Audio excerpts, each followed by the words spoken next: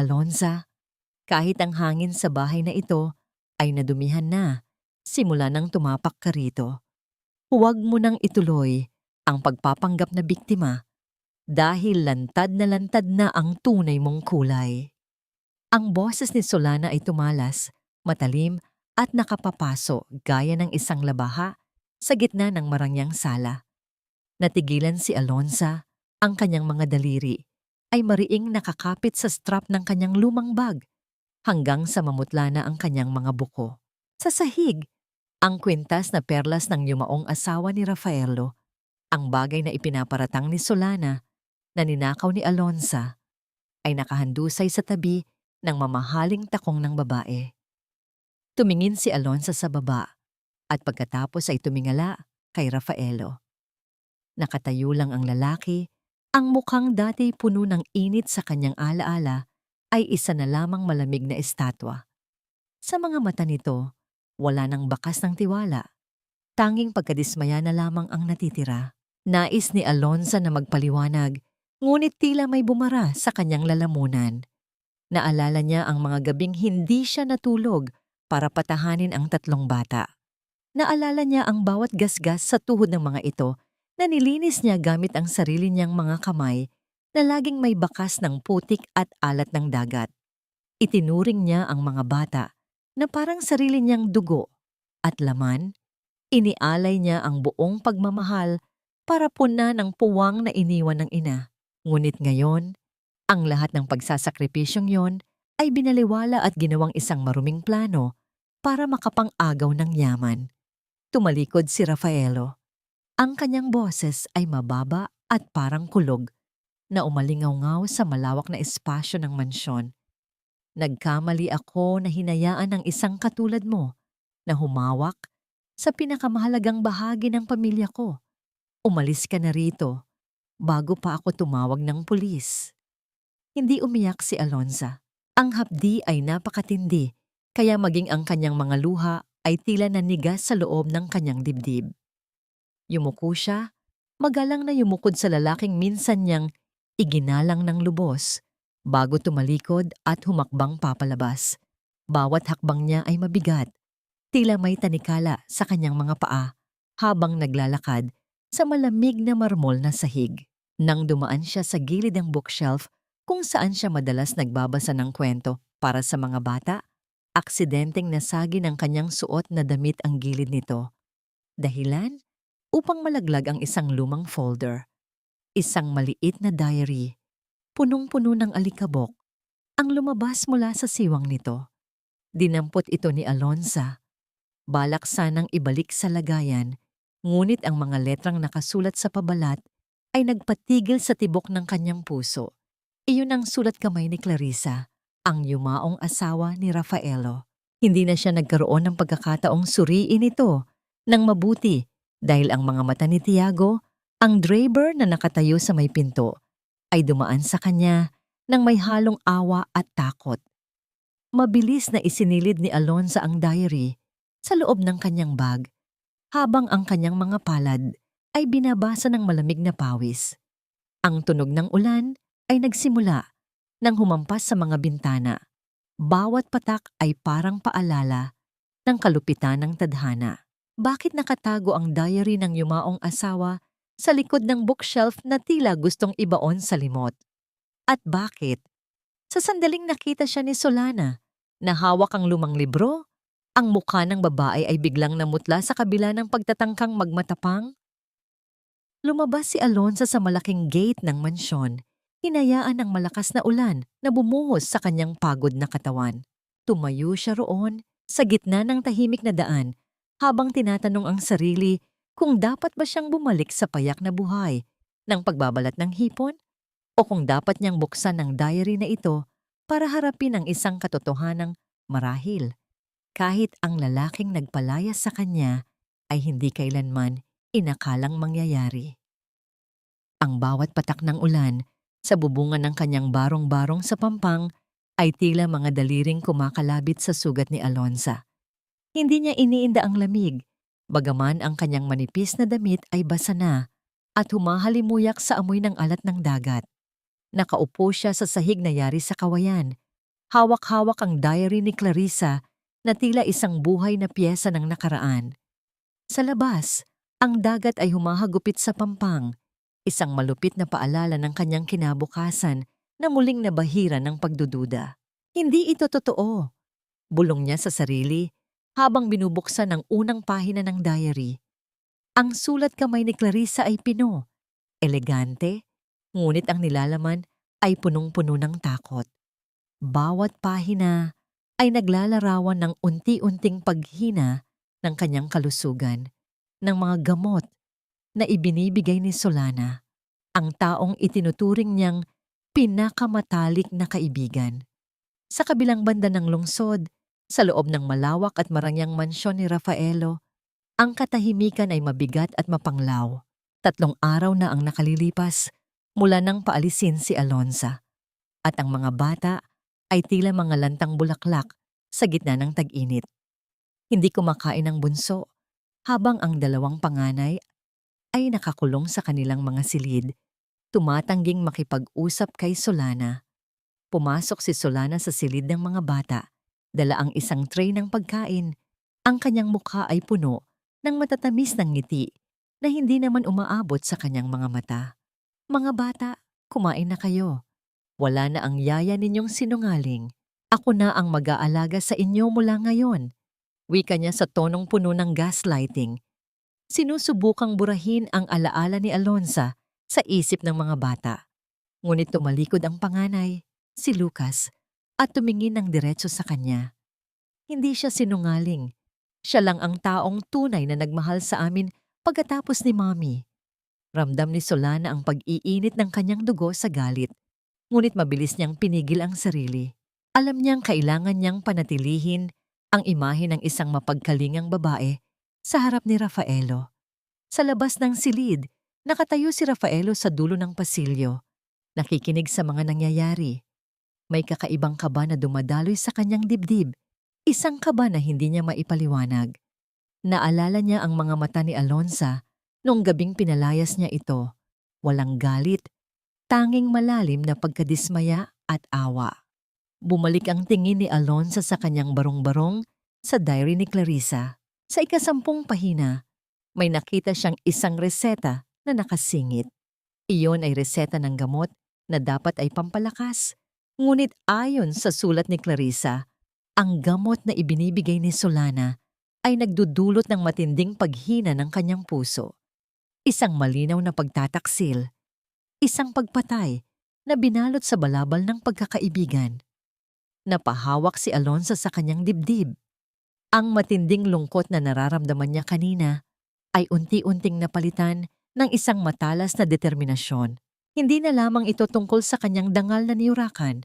Ito na ay tungkol sa hustisya para sa isang inang inagawan ng buhay at mga anak na inagawan ng proteksyon. Sa gitna ng kadiliman ng gabi, ang munting ilawan sa kanyang mesa ay kumikislap, tila isang pangako. Hindi na siya ang Alonsang tahimik na nagbabalat ng hipon. Ang bawat pahina ng diary ay isang hakbang papalapit sa paglaya ng mga bata mula sa kamay ng babaeng unti-unting sumisira sa kanilang tahanan. Biglang may kumatok sa kanyang pinto. Hindi ito ang karaniwang katok ng kanyang mga kapitbahay. Ito ay mas mabigat, mas maingat. Pagbukas niya, tumambad sa kanya ang mukha ni Tiago, ang driver na basang-basa ng ulan at mukhang takot na takot. "Alonza," hingal na sabi ni Tiago, "hindi ko na kaya ang konsensya ko. Kailangan nating mag-usap tungkol sa nangyari kay Madam Clarissa." Pumasok si Tiago sa loob ng maliit na barong-barong ni Alonza. Ang kanyang katawan ay nanginginig hindi lang dahil sa lamig ng ulan, kundi dahil sa bigat ng sikretong dala niya. Isinara ni Alonza ang pinto. Tinitigan ng driver na dati ay wala ring imik tuwing iniinsulto siya ni Solana sa harap ni Rafaelo. "Bakit ka narito, Tiago?" Mahinahong tanong ni Alonza, bagaman ang kanyang puso ay mabilis na tumitibok. Umupo si Tiago sa isang lumang bangko. Ang kanyang mga kamay ay magkadaop palad. "Nakita ko ang pagtatapon ni Solana ng mga gamot ni Madam Clarissa noon sa labas ng bakod ng mansyon. Akala ko Mga lumang reseta lang yon. Pero nang mamatay si Madam, narinig ko siyang tumatawa sa loob ng kanyang kwarto. Tinatawag ang sarili niyang nagwagi. Hindi ko siya kayang paratangan dahil takot ako sa koneksyon niya. Pero hindi ko na rin kayang makitang saktan niya ang mga bata.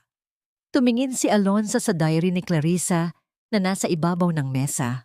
Alam mo bang may hawak akong ebidensya? Ang mga sinulat ni Clarissa bago siya pumanaw. Napapikit si Tiago sa takot at pait. Kailangan nating ipakita kay Sir Rafaelo ang totoo. Pero alam nating lahat na kontrolado ni Solana ang bawat kilos niya. Pinapakain siya ng mga kasinungalingan araw-araw. Si Solana ang nagpapakilala sa sarili niya bilang tagapagligtas ng pamilya, habang ang mga tao sa loob ay unti-unting namamatay ang kaluluwa. Sa mansyon, habang nag-uusap ang dalawa sa pampang, si Rafaelo ay nakaupo sa loob ng kanyang opisina. Nakatingin siya sa isang portrait ng kanyang yumaong asawa. Ang liwanag ng buwan na tumatagos sa bintana ay nagbibigay ng anino sa kanyang mukha. Naramdaman niya ang isang matinding pangungulila, ngunit sa halip na kapayapaan, ang nararamdaman niya ay kalituhan. Mula nang umalis si Alonza, ang bahay ay naging isang malamig na bilangguan. Walang awit, walang masayang usapan. Tanging ang tunog ng mga yabag ni Solana na tila laging nagmamanman. Rafaelo, tawag ni Solana, habang pumapasok sa silid, bit-bit ang isang baso ng gatas. Uminom ka muna nito. Mukhang pagod ka na naman dahil sa trabaho. Huwag mo nang isipin ang yaya na yon. Alam kong masakit na nagkamali ka ng tiwala, pero nandito naman ako para sa'yo. Tumingin si Rafaelo sa gatas na ibinibigay ni Solana. Sa unang pagkakataon, may isang maliit na tinig sa kanyang isipan ang nagtanong, bakit ang gatas na ito ay laging nagpapatulog sa akin ng napakahimbing hanggang sa punto na hindi ko na marinig ang pag-iyak ng mga bata sa gabi? Salamat, Solana, tugon ni Rafaelo, ngunit hindi niya ininom ang gatas. Inilapag niya ito sa gilid ng mesa. Nakita ni Solana ang pagtanggi na yon. Isang mabilis na kislap ng galit ang dumaan sa kanyang mga mata na agad niyang itinago sa ilalim ng isang mapagkunwaring ngiti. Sige, ilalagay ko na lang dito. Huwag kang magpapagod, mahal ko. Paglabas ni Solana, mabilis siyang naglakad patungo sa hardin. Kinuha niya ang kanyang telepono at may tinawagan. Siguraduhin mong hindi na makakalapit ang driver na yon sa mansyon. At si Alonza, hanapin niyo siya. Hindi pwedeng may makakaalam ng nakaraan ni Clarissa. Sa pampang, bago umalis si Tiago, nagbilin si Alonza. Hindi tayo pwedeng magpadalos-dalos. Kung ilalabas natin ito ng walang sapat na matibay na patunay, tayo ang mapapahamak. Kailangan nating mahanap ang doktor na nagreseta ng mga gamot na yon. Siya lang ang makakapagpatunay kung binago ang gamot ni Clarissa. Tumango si Tiago, ngunit sa labas ng bintana ni Alonza, may isang itim na sasakyan na nakaparada sa malayo. Ang mga mata ng mga lalaki sa loob ay nakatuon sa maliit na barong-barong, naghihintay ng tamang pagkakataon. Ang panganib ay hindi na lamang nakakubli sa anino. Ito ay dahan-dahang lumalapit, handang pumutol sa bawat ugnayan na bumubuo sa hustisya. Sa loob ng mansyon, habang ang buong bahay ay balot ng katahimikan ng madaling araw, hindi makatulog si Rafaelo. Ang mga salita ng kanyang panganay na anak na si Lucas ay patuloy na umaalingaw-ngaw sa kanyang isipan. Siya lang ang taong tunay na nagmahal sa amin. Bumangon siya at tahimik na naglakad patungo sa silid ng mga bata. Sa di kalayuan, nakita niya si Solana na nakatayo sa may pinto. May hawak na isang basong tubig at ilang piraso ng gamot. Ang boses nito ay pabulong. Tila isang ahas na sumusitsit sa dilim. Inumin niyo ito para hindi kayo managinip ng kung ano-ano, wika ni Solana sa mga bata. Ang kanyang boses ay walang bakas ng pagmamahal. Tanging ang awtoridad lamang ng isang taong gustong magkontrol. Nakita ni Rafaelo ang pag-aalinlangan sa mga bata. Ayaw nilang inumin ang gamot. Ayaw namin, Tita Solana. Mas gusto namin ang gatas na ginagawa ni Yaya Alonza, ang sabi ng bunso na si Miko, na humihikbi na sa antok. Walang Yaya Alonza rito. Siya ang dahilan kung bakit tayo nawalan ng ina, kaya huwag niyo nang banggitin ang pangalan niya. Sigaw ni Solana na agad ding natakpan ng kanyang bibig nang mapagtantong napalakas ang kanyang boses. Doon na lumabas si Rafaelo mula sa dilim. Ang kanyang mga mata ay nanlilisik sa galit. Ano ang sinasabi mo, Solana? Nanlaki ang mga mata ni Solana. Ang kanyang muka ay agad na nabalot ng mapagkunwaring pag-aalala. Rafaelo, nandyan ka pala. Natatakot lang ako para sa kanila.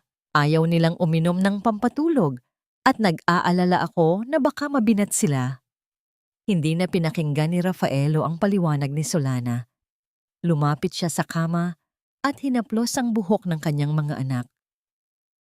Miko, Lucas, ano ang ibig niyong sabihin na dahilan ng pagkamatay ng inyong ina, si Alonza? Iyon ang sabi ni Tita Solana, sagot ni Lucas, habang ang mga mata ay puno ng pagtataka. Sabi niya, si Yaya Alonza ang kumuha ng lahat ng gamot ni Mami noon, kaya hindi na nakahinga si Mami. Tumayo si Rafaelo, ang kanyang buong katawan ay nangangalikig. Ang pagdududa na pumatak sa kanyang isipan kanina ay naging isang malakas na baha. Bakit kailangang iligaw ni Solana ang isip ng mga bata? Bakit kailangang baluktutin ang katotohanan? Sa labas ng mansyon, sa kabilang panig ng bayan, hindi natutulog si Alonza. Kasama si Tiago. Nakipagkita sila sa isang matandang nurse na nagtrabaho sa ospital kung saan pumanaw si Clarissa. Ang nurse na ito ang huling nakakita sa mga chart ng gamot bago ito binago. Ma'am, hindi po aksidente ang nangyari kay Madam Clarissa, pabulong na sabi ng matandang nurse. May isang babaeng laging nag-aabot ng mga bagong bote ng gamot. Hindi galing sa pharmacy ng ospital. Sabi niya, galing iyon sa isang pribadong laboratorio. Akala namin noon, gusto lang niyang makatulong dahil kaibigan siya ng pamilya. Inilabas ni Alonza ang diary at ipinakita ang pahinang may reseta. Ito ba ang gamot na nakita niyo? Tiningnan ito ng nurse. Nanlaki ang kanyang mga mata. Ito ang nakita kong ipinapalit niya sa mga original na gamot. Nakikita ko ang tatak ng laboratoryong ito sa bag ni Solana noon. Parang isang bombang sumabog sa loob ng puso ni Alonza ang kumpirmasyon. Hindi lamang pala pinalaya si Alonza dahil sa pagnanakaw. Pinalaya siya dahil siya ang tanging tao na nakatuklas sa mga nakatagong lihim ng babaeng kinatatakutan ng lahat. Tiago? Tawag ni Alonza habang naglalakad sila palabas ng ospital. Kailangan nating bumalik sa mansyon, hindi bilang mga empleyado, kundi bilang mga saksi. Ngunit sa gitna ng kanilang paglalakad, isang itim na van ang humarang sa kanilang daan. Bumukas ang pinto at dalawang lalaking nakasuot ng itim ang lumabas.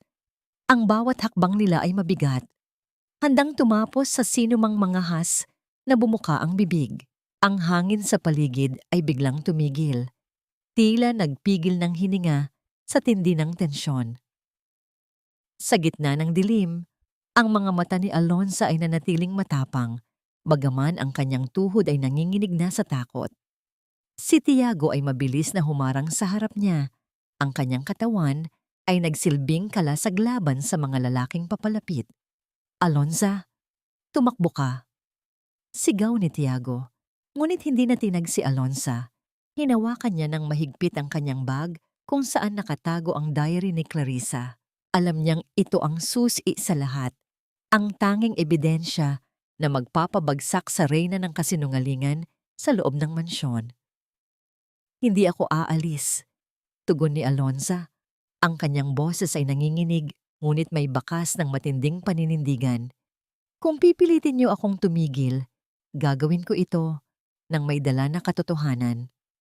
Bago pa man makalapit ang mga lalaki, isang busina ng sasakyan ang biglang pumutol sa katahimikan. Isang itim na sedan ang humarurot at huminto ng madiin sa harap nila, ang sasakyan ni Rafaelo. Bumukas ang pinto at lumabas ang lalaki. Ang kanyang mukha ay puno ng matinding galit na hindi kailanman nakita ni Alonza. Hindi si Rafaelo ang lalaking nagpalayas sa kanya, kundi isang lalaking naghahanap ng sagot sa isang malaking trahedya. Anong nangyayari rito? Tanong ni Rafaelo. Ang kanyang boses ay parang ugong ng isang nagngangalit na dagat.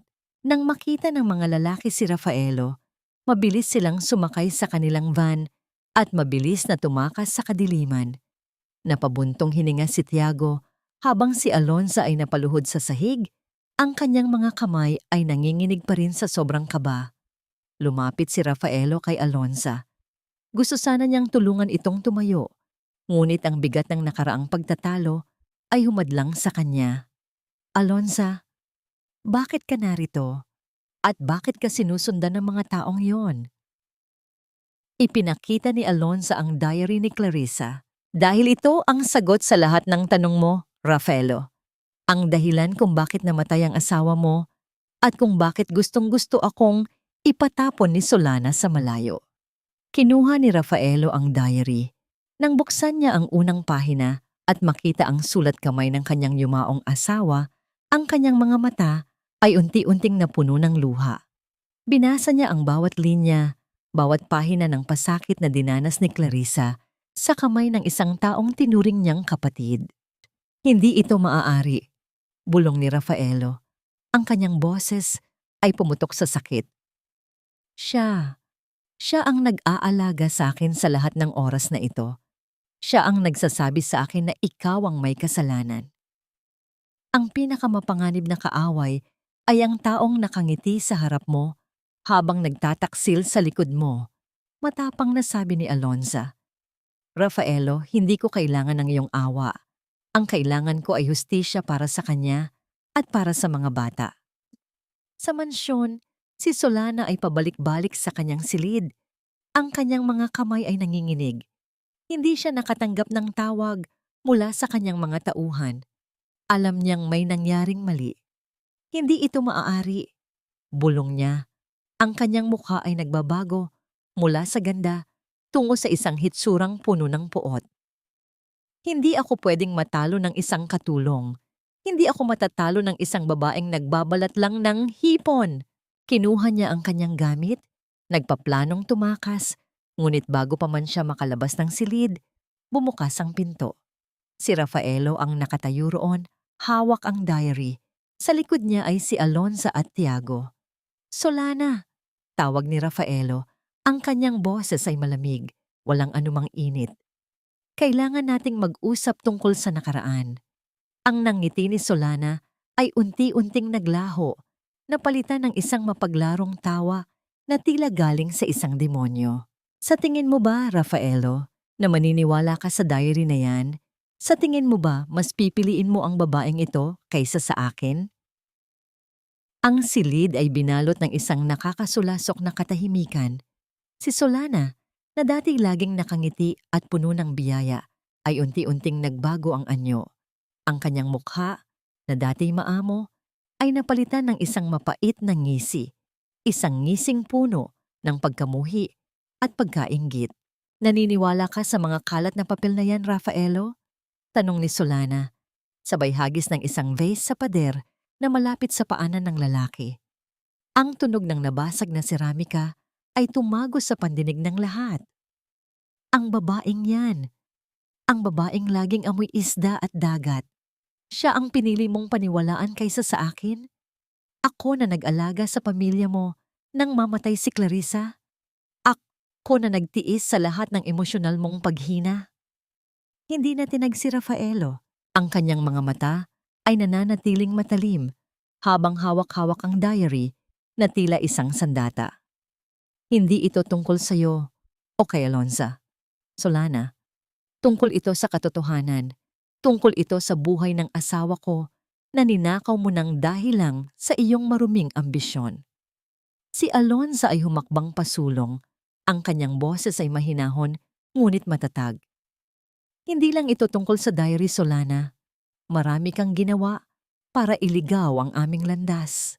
Ang mga insidente sa kusina, Ang pag-aabala sa gamot ng mga bata. Akala mo ba walang nakakakita? Ang mga tao sa mansyong ito, kahit na ang mga katulong ay matagal nang naghihintay ng pagkakataong mabigyang linaw ang lahat. Biglang tumawa si Solana ng malakas, isang tawang puno ng pangungutya.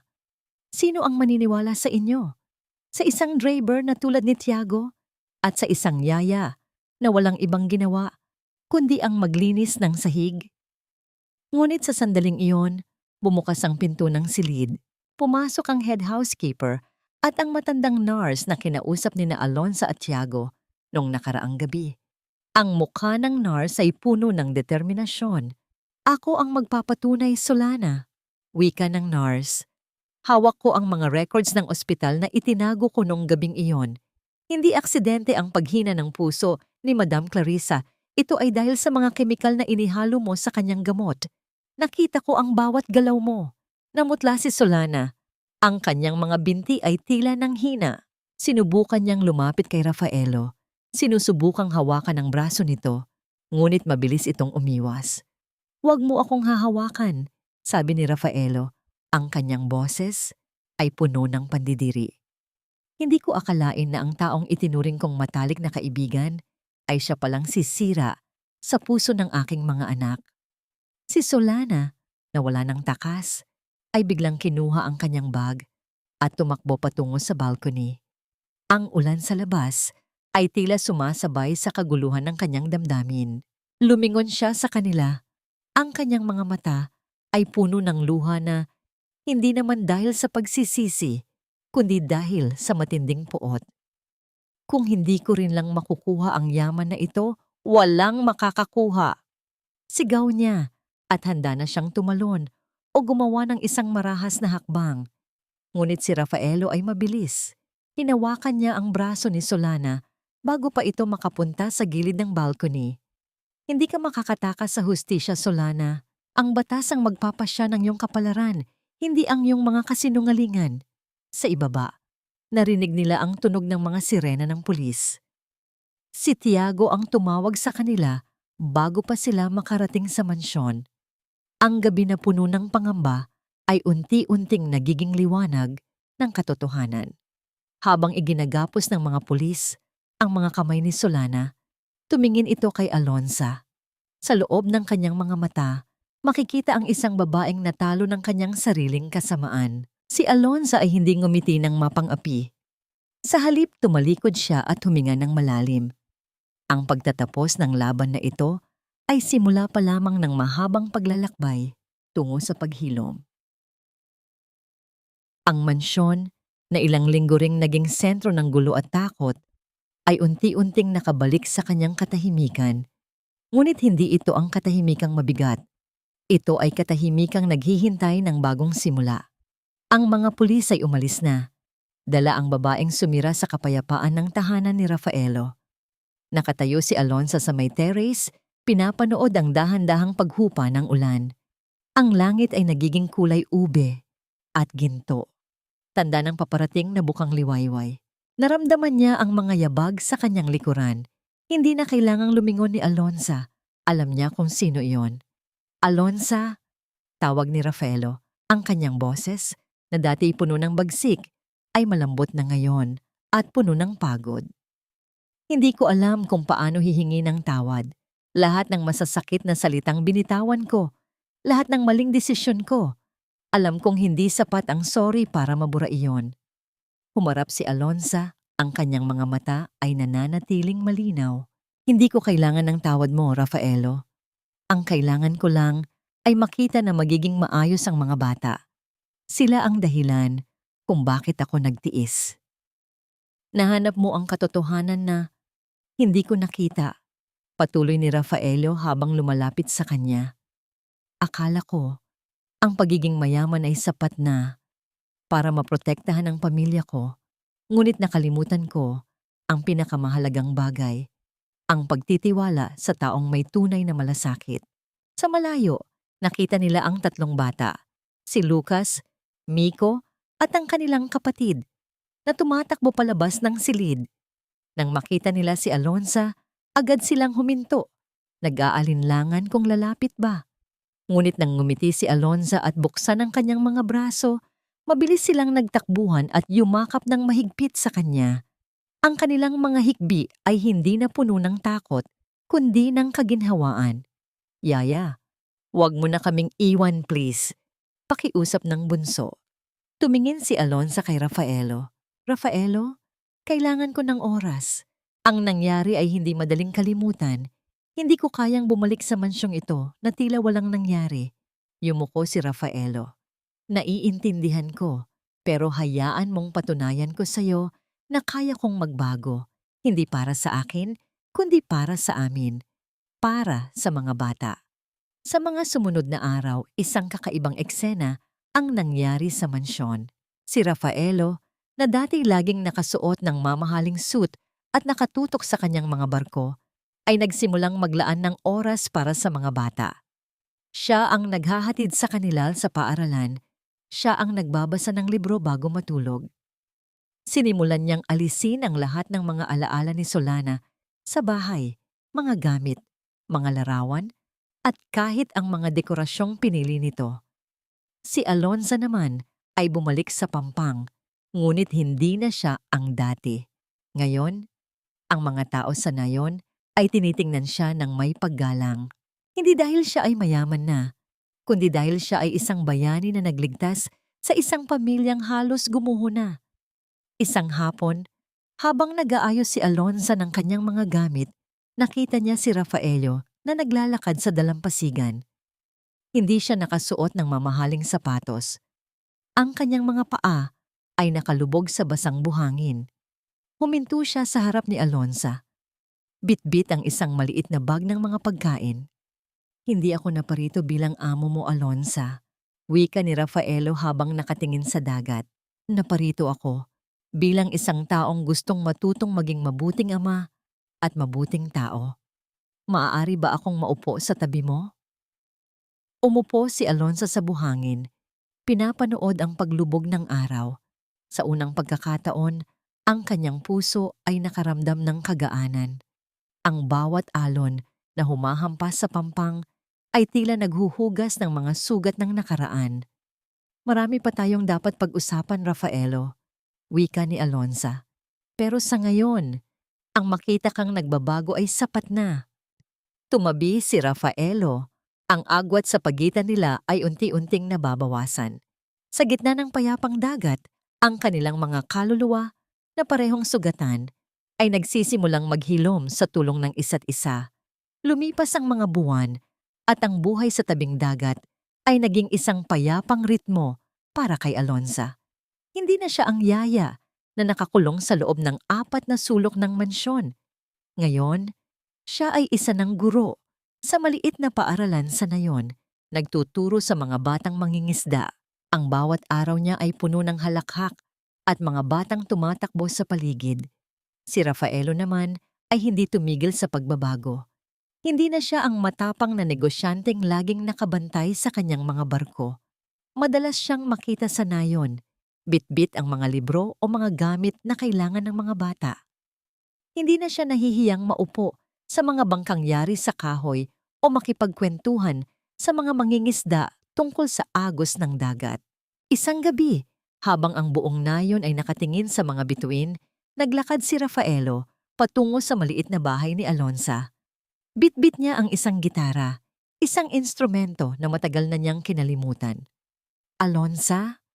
Tawag niya nang makita ang babae na nakaupo sa harap ng kanyang bahay, naglalaylay ng lambat. Maari ba akong tumugtog? Matagal ko na itong hindi nagagawa. Napangiti si Alonza. Sige, Rafaelo. Matagal ko nang gustong marinig ang musika na wala sa gitna ng ingay ng lungsod. Nagsimulang tumugtog si Rafaelo ng isang lumang awit, isang melodiya na puno ng pag-asa at pag-amin. Ang boses niya ay hindi na ang boses ng isang amo, kundi boses ng isang lalaking natutong magmahal muli sa gitna ng kanyang mga pagkakamali. Ang bawat nota ay tila isang paghingi ng tawad na hindi na kailangang bigkasin pa. Sa gitna ng kanta, tumigil siya at tumingin kay Alonza. Alam mo ba, Alonza, ang buhay ko noon ay parang dagat na laging malakas ang alon. Pero mula nang makilala kita, natutunan kong intindihin ang katahimikan. Lumapit si Alonza at naupo sa tabi niya. Ang bawat alon ay may dalang pampang Rafaelo. Minsan, kailangan lang nating tumigil para mapansin iyon. Sa mga sandaling iyon, ang tensyon na dati naghihiwalay sa kanila ay napalitan ng isang malalim na pagkaunawa. Hinawakan ni Rafaelo ang kamay ni Alonza, hindi nang may pag-aari, kundi nang may paggalang at pagmamahal. Ang kanilang mga daliri ay nagtagpo, isang simpleng paghawak na puno ng pangako ng hinaharap. Hindi ko hinahangad na madaliin ang lahat, wika ni Rafaelo ng pabulong. Gusto ko lang malaman mo na nandito ako. Sa bawat araw na darating, handa akong maghintay hanggang sa maging handa ka na muli. Hindi sumagot si Alonza, ngunit hindi niya binawi ang kanyang kamay. Sa halip, isinandal niya ang kanyang ulo sa balikat ni Rafaelo. Iyon ang unang pagkakataon na naramdaman niya ang tunay na seguridad. Isang pakiramdam na kahit pa may unos na dumating, may isang taong mananatili sa kanyang tabi. Samantala, sa loob ng kulungan, si Solana ay hindi pa rin tumitigil. Sa likod ng mga rehas, patuloy siyang nagpaplano, ngunit ang bawat plano niya ay hanggang sa pader lamang ng bilangguan. Ang kanyang nakaraan ay unti-unti nang nilalamon ng limot, habang ang buhay ni na Alonza at Rafaelo ay patuloy na sumisibol sa ilalim ng liwanag ng buwan. Ang gabi ay tahimik, ang dagat ay humahampas ng mahina sa pampang, at sa ilalim ng mga tala, ang dalawang pusong sugatan ay nagsisimula nang bumuo ng isang bagong kanta, isang kanta na hindi na tungkol sa paghihiganti, kundi tungkol sa paghilom at pagmamahalan. Lumipas ang mga buwan at ang pagmamahalan ni na Alonza at Rafaelo ay parang isang halamang dahan-dahang tumutubo sa gitna ng matabang lupa. Walang nagmamadali dahil batid nilang dalawa na ang sugat ng nakaraan ay hindi basta-basta naghihilom. Isang hapon, habang nag-aayos ng mga kagamitan sa paaralan si Alonza, biglang dumating ang balita mula sa abogado ni Rafaelo. Ang kaso laban kay Solana ay malapit nang magtapos. Sa huling pagdinig, kailangan ng testimonya ng mga taong direktang naapektuhan ng kanyang mga krimen. Hindi ko alam kung kaya ko siyang harapin muli, pabulong na sabi ni Alonza habang nakatingin sa malayo. Lumapit si Rafaelo at dahan-dahang hinawakan ang kanyang mga balikat. Hindi mo kailangang mag-isa. Kasama mo ako sa bawat hakbang. Ang pagharap sa kanya ay hindi tanda ng kahinaan. Ito ay simbolo na hindi na niya tayo kayang saktan kailanman. Sa loob ng korte, ang kapaligiran ay mabigat. Pagpasok ni Solana, ang kanyang dating tindig na mapangapi ay napalitan na ng pagkadismaya at pagkasira ng loob. Ngunit sa kabila ng lahat, nananatili pa rin sa kanyang mga mata ang isang bakas ng puot. Nang tumayo si Alonza sa harap ng judge, tumingin siya ng diretso kay Solana. Wala na ang takot na naramdaman niya noong gabing pinalayas siya sa mansyon. Ang tanging nakikita niya ay isang babaeng nabulag ng kasakiman. Hindi kita kinamumuhian, Solana, wika ni Alonza sa gitna ng katahimikan ng korte.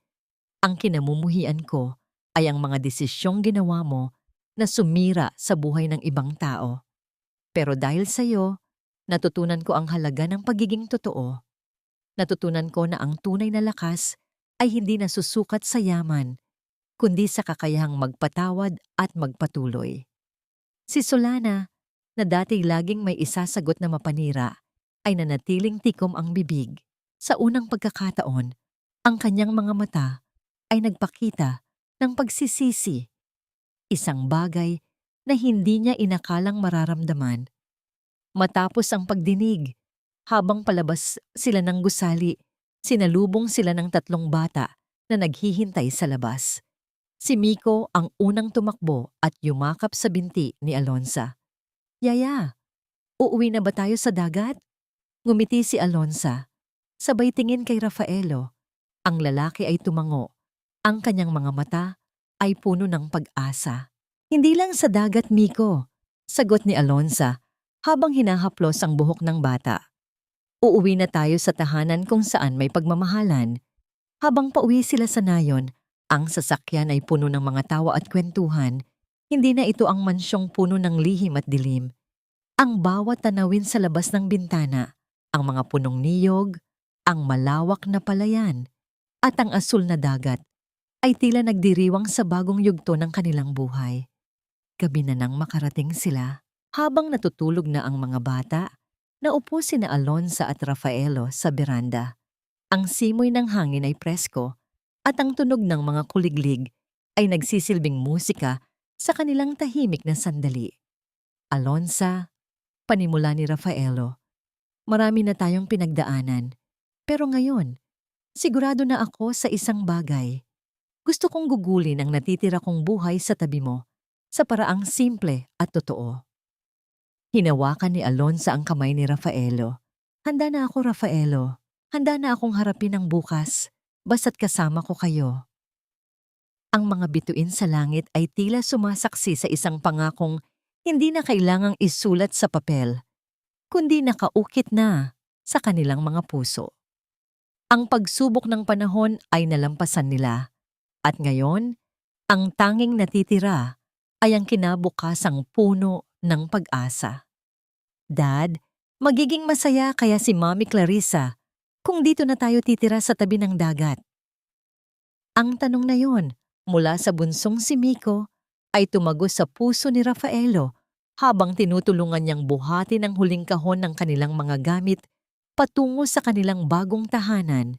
Isang simple ngunit malawak na bahay na yari sa matitibay na kahoy at kawayan. Ilang hakbang lamang ang layo mula sa pampang kung saan nakatira si Alonza. Lumingon si Rafaelo sa kanyang anak at ngumiti ng may kasamang hapdi at pag-asa. Sa tingin ko, Miko, higit pa sa saya ang nararamdaman niya ngayon dahil sa wakas, nahanap na natin ang kapayapaan na matagal na nating hinahanap.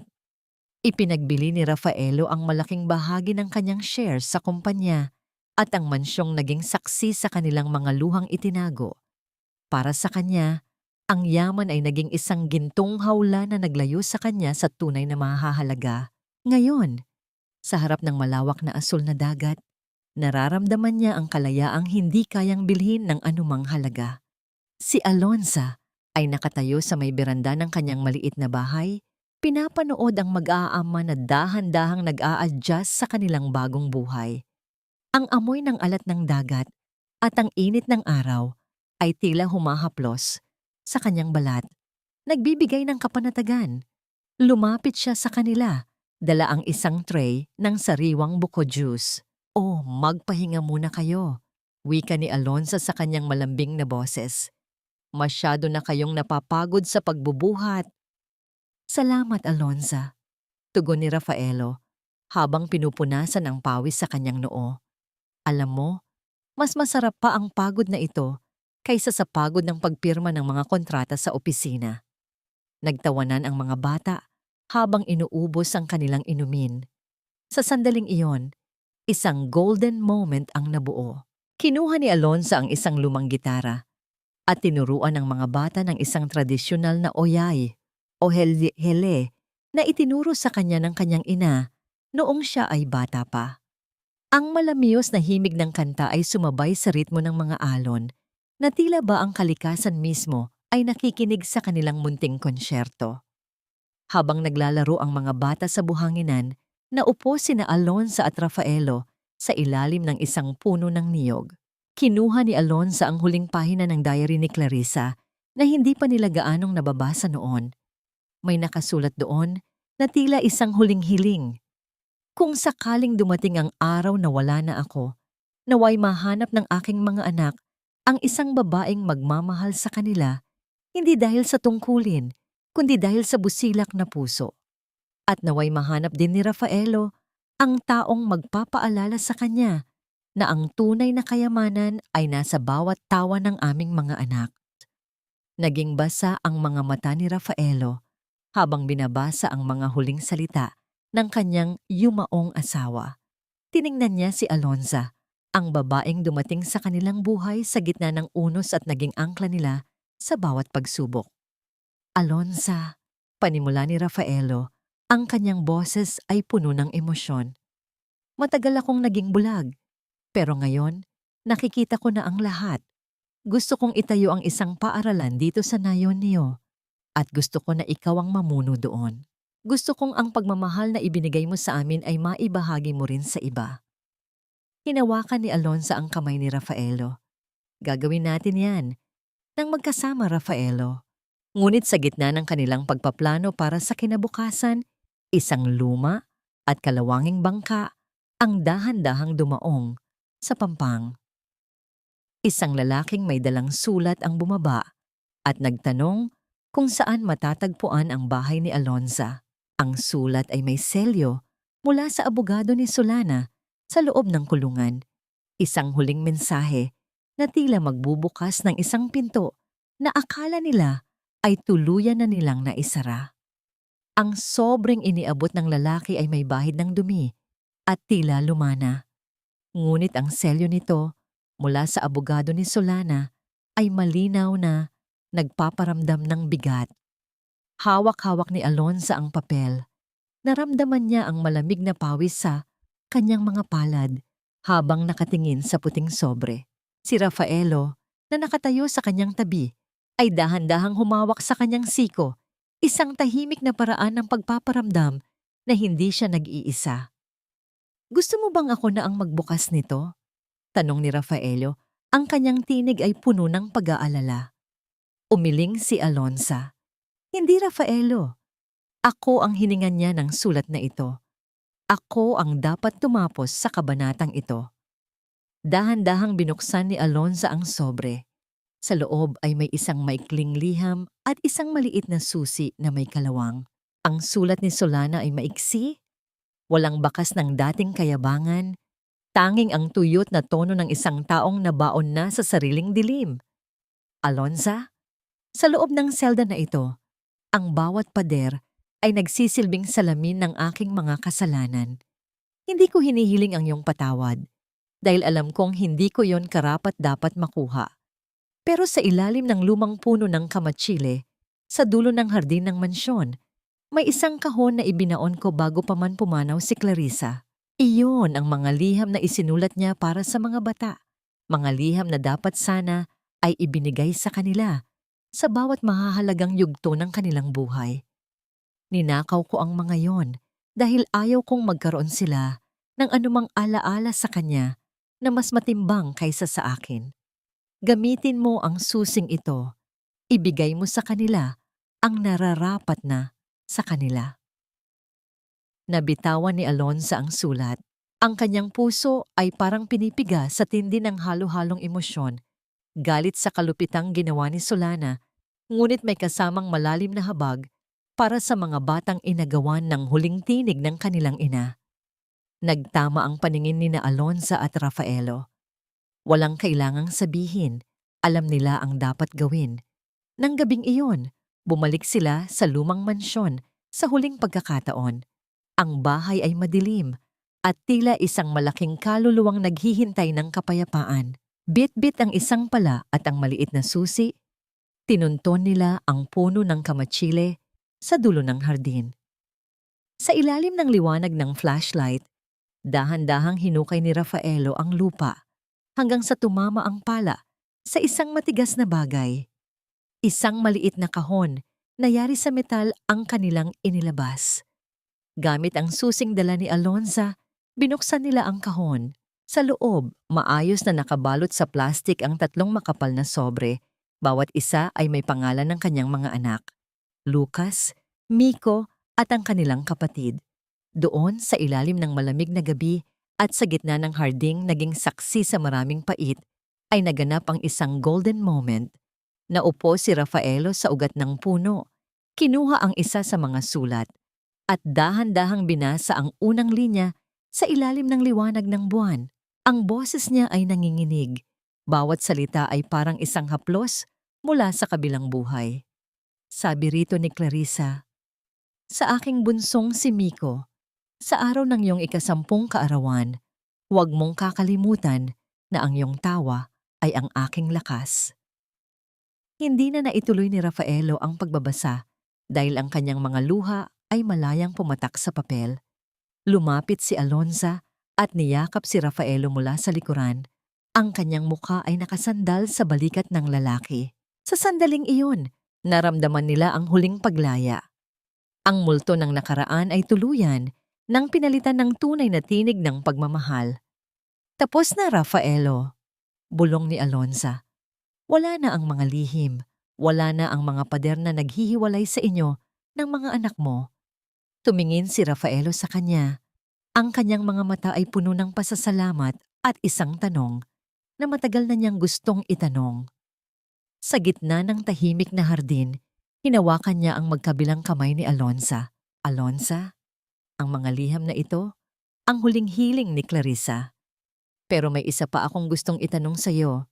Hindi bilang isang yaya, hindi bilang isang guro, kundi bilang babaeng nagturo sa akin kung paano muling mabuhay. Sa harap ng alaala ni Clarissa at sa harap ng ating kinabukasan, handa ka bang maging bahagi ng pamilyang ito ng habambuhay? Bago pa man makasagot si Alonza, isang malakas na ihip ng hangin ang dumaan, tila isang pagsang-ayon mula sa kalikasan. Ngunit bago ang huling sagot, isang anino ang gumalaw sa dulo ng pasilyo ng mansyon. Isang tao na hindi nila inaasahang makikita sa oras na yon. Ang aninong gumalaw sa dulo ng pasilyo ay dahan-dahang lumabas mula sa kadiliman. Hindi ito ang taong kinatatakutan ni na Alonza. Ito ay ang tatlong bata, sina Lucas, Miko at ang kanilang kapatid. Nakatayo sila roon, may hawak na sariling mga flashlight.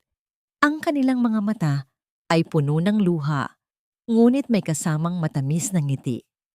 Kanina pa pala sila nakasunod sa kanilang ama at kay Alonza, tahimik na nakikinig sa bawat salita at nakikiramdam sa bawat patak ng luha. Papa, Tita Alonza, tawag ni Lucas, ang panganay, habang lumalapit sila sa ilalim ng puno ng kamatsile. Narinig po namin ang lahat. Narinig po namin ang mga sulat ni Mami. Mabilis na lumapit si Miko at yumakap sa binti ni Alonza. Isinandal ang kanyang maliit na mukha sa kanyang palda. Tita Alonza, huwag niyo na po kaming iwan. Kayo na po ang gusto naming maging bagong mami. Gusto po naming manatili kayo sa amin habang buhay. Sa sandaling iyon, ang katahimikan ng gabi ay napuno ng init na hindi kayang ibigay ng anumang fireplace sa loob ng mansyon. Lumuhod si Rafaelo sa harap ng kanyang mga anak at ni Alonza, hinawakan ang kamay ng babae habang ang isa niyang kamay ay nakayakap sa kanyang mga anak. Ang bawat tibok ng puso ni Alonza ay parang isang tambol na nagdiriwang. Ang kanyang hininga ay naging malalim. Tila humihinga siya para sa lahat ng mga taong siya ay nasaktan at binaliwala. Rafaelo, mga bata. Wika ni Alonza, ang kanyang boses ay nanginginig sa sobrang kagalakan. Hindi ko na kailangang mag-isip pa. Ang puso ko ay matagal na ninyong pag-aari. Oo, Rafaelo. Tinatanggap ko ang iyong alok. Magiging isa tayong pamilya. Hindi dahil sa tungkulin, kundi dahil sa pag-ibig na naghilom sa atin. Makalipas ang 6 na buwan, ang dalampasigan ng nayon ay nabalot ng puting mga bulaklak at makukulay na banderitas. Hindi ito ang marangyang kasalan na inaasahan ng mga tao mula sa isang bilyonaryong tulad ni Rafaelo. Ito ay isang payak na pagdiriwang sa tabi ng dagat, kung saan ang mga bisita ay ang mga mangingisda, ang mga guro sa paaralan, at ang mga taong naging saksi sa pagbangon ni Alonza. Nakatayo si Alonza sa harap ng altar, na yari sa mga sanga ng puno at puting tela. Suot niya ang isang simpleng puting bestido na gawa sa lokal na tela. Ang kanyang buhok ay may palamuting sariwang bulaklak ng gumamela. Nang maglakad siya patungo kay Rafaelo, ang tunog ng mga alon sa pampang ay tila isang banal na musika na sumasabay sa kanyang bawat hakbang. Sa kabilang panig, si Rafaelo ay nakasuot ng barong Tagalog. Ang kanyang mukha ay maliwanag pa sa sikat ng araw. Nang magtagpo ang kanilang mga kamay, Naramdaman nila ang kuryente ng pag-asa at ang katiyakan ng kanilang bukas. Ang mga bata ay nakatayo sa kanilang tabi, suot ang kanilang pinakamagagandang damit. Ang kanilang mga tawa ay mas malakas pa sa huni ng mga ibon sa paligid. Sa harap ng dagat na naging saksi sa aking paghihirap at sa aking pag-asa, panimula ni Alonza sa kanyang panata. Ipinapangako ko na ang aking puso ay mananatiling tahanan para sa inyong apat. Hindi ko kayo bibitawan, sa hirap man o sa ginhawa, hanggang sa huling tibok ng aking puso. Alonza, tugon ni Rafaelo. Ang kanyang boses ay puno ng katapatan. Ikaw ang nagturo sa akin na ang tunay na kayamanan ay hindi nasa bangko, kundi nasa bawat haplos at bawat ngiti ng pamilya. Ikaw ang aking kapayapaan sa gitna ng unos. Pangako, aalagaan kita at ang ating mga anak ng higit pa sa aking sariling buhay. Matapos ang seremonya, habang ang araw ay dahan-dahang lumulubog sa abot-tanaw, naglakad ang buong pamilya sa pampang. Ang kulay ng langit ay naghahalo, ang ube, rosas at ginto, isang obra maestra ng tadhana. Hinubad nila ang kanilang mga sapatos at hinayaan ang basang buhangin na dumikit sa kanilang mga paa. Ang golden moment ay nangyari nang binuhat ni Rafaelo si Miko sa kanyang balikat, habang si Alonza ay kaakbay si Lucas at ang kanilang kapatid. Tumingin silang lahat sa malayo, sa dagat na walang hangganan. Wala na ang takot sa bukas, wala na ang multo ng nakaraan. Ang bawat alon na dumadating ay hindi na nagdadala ng sakit, kundi ng mga bagong pangarap. Ang kabanata ng kanilang buhay na puno ng luha ay tuluyan ng natapos, at ang bagong aklat na isinusulat nila ngayon ay punong-puno ng mga salitang pagmamahal, patawad, at pag-asa. Sa huling sandali, lumingon si Alonza sa kanyang lumang barong-barong na malayo na sa kanilang kinatatayuan. Ngumiti siya nang may malalim na pasasalamat. Ang bawat pagbabalat ng hipon, ang bawat gabing puno ng ulan, ay naging sulit dahil sa wakas. Nakauwi na siya sa tunay niyang tahanan. 5 taon na ang lumipas mula nang maganap ang payapang kasalan sa dalampasigan. Ang maliit na nayon ay hindi na lamang isang liblib na lugar. Ito ay naging isang komunidad na yumayabong, puno ng pag-asa at pagmamahalan na pinangungunahan ng pamilya ni na Alonza at Rafaelo. Ang paaralang ipinangako ni Rafaelo ay naitayo na at si Alonza ang punong guro. Bawat umaga, ang kanyang boses ay umaalingaw-ngaw sa mga silid-aralan. Nagtuturo hindi lamang ng alpabeto, kundi pati na rin ng halaga ng katapatan at kabutihan. Ang mga bata, sina Lucas, Miko at ang kanilang kapatid, ay lumaki ng may puso, na laging nakikipaglaro sa mga batang mangingisda at tumutulong sa mga gawaing bahay. Si Rafaelo naman ay tuluyan ng iniwan ang kanyang imperyo sa lungsod. Bagaman, patuloy pa rin siyang nagbibigay ng suporta sa kumpanya sa pamamagitan ng kanyang mga pinagkakatiwalaang manager. Mas pinili niya ang buhay ng isang mangingisda, ang pag-aayos ng lambat, ang paghahanap ng sariwang isda, at ang pagtuturo sa kanyang mga anak kung paano basahin ang galaw ng dagat. Si Alonza ay tuluyan ng nagpatawad, hindi lamang kay Solana, kundi pati na rin sa sarili niya. Sa mga pagkakataong naramdaman niyang siya ay mahina at walang magawa. Ang pagpapatawad ay hindi nangangahulugan ng paglimot sa sakit, kundi ang pagtanggap na ang sakit ay bahagi ng kanyang paglalakbay na nagpatibay sa kanya. Minsan, nakikipagpalitan sila ng liham ni Solana na ngayon ay nasa mental facility na matapos masira ang pag-iisip. Sa bawat sulat, nararamdaman ni Solana ang unti-unting pagbangon at ang pagtanggap sa kanyang mga pagkakamali. Isang patunay na ang pagpapatawad ni Alonza ay nagbigay sa kanya ng huling pagkakataon upang bumangon at makita ang liwanag. Ang kapayapaan na hinahanap ni na Alonza at Rafaelo ay natagpuan nila sa simple nilang buhay sa tabing dagat. Hindi ito ang kapayapaan ng katahimikan, kundi kapayapaan ng pagkakaisa sa gitna ng bawat ingay ng tawa ng mga bata at bawat tunog ng alon. Ang dating mansyon na dating simbolo ng sakit ay ipinagbili na ni Rafaelo at ang pinagbentahan nito ay ginamit para sa mga proyekto sa nayon. Ang kanilang kapayapaan ay hindi mula sa kawalan ng problema, kundi mula sa kakayahang harapin ang mga ito ng magkasama na may pagmamahal at pagtitiwala sa isa't isa. Ang bawat umaga na bumubungad sa kanila ay isang patunay na ang tunay na kapayapaan ay matatagpuan sa pagiging kontento at pagpapahalaga sa mga simpleng bagay. Ang kwento ni na Alonza at Rafaelo ay isang aral na ang tunay na lakas ay hindi nasusukat sa yaman o kapangyarihan, kundi sa kakayahang magmahal ng walang pag-iimbot, magpatawad ng taos puso at lumaban para sa katotohanan ng may paninindigan.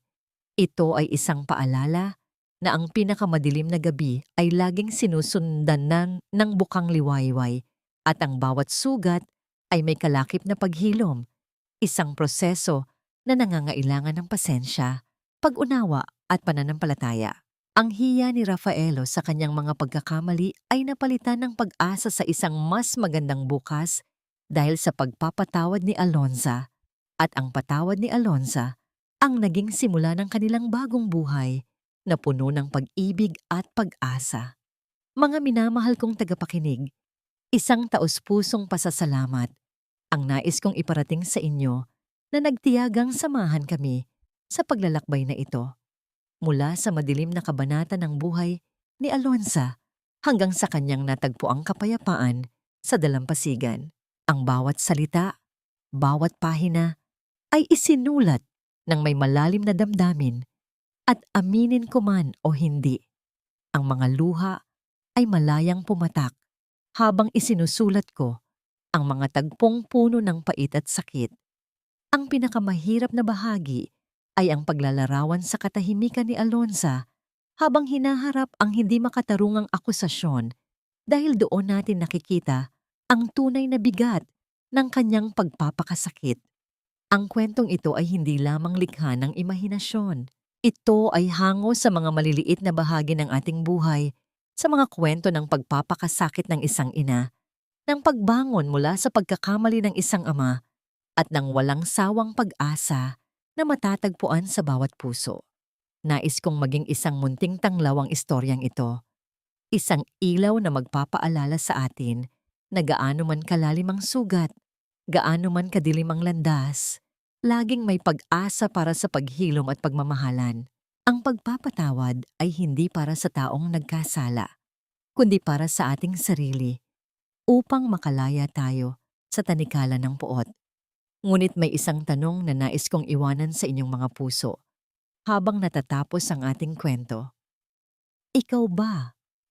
Kaya mo ring patawarin ang taong nagkasala sa iyo ng labis? O mas pipiliin mo ang landas ng paghihiganti?